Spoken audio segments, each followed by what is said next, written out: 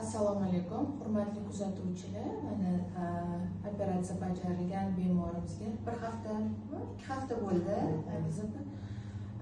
Bugun mana choklarini ko'ringani ketdilar. Nargiza bir aytib bering, nima bo'ldi boshingizda o'tgan narsani?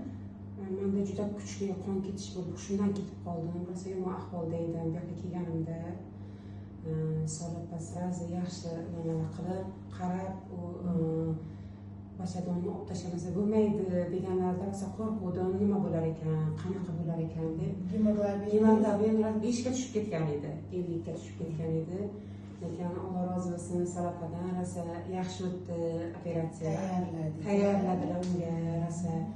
Operatsiya yaxshi o'tdi. Alhamdulillah, mana hammasi ortda qoldi. Narkozli qo'rqinch kelmasa ekan.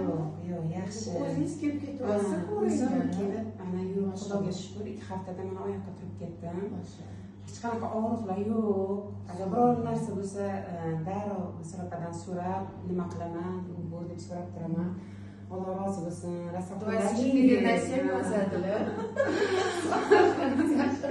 Katta rahmat sizga. Alloh rozi bo'lsin sizdan.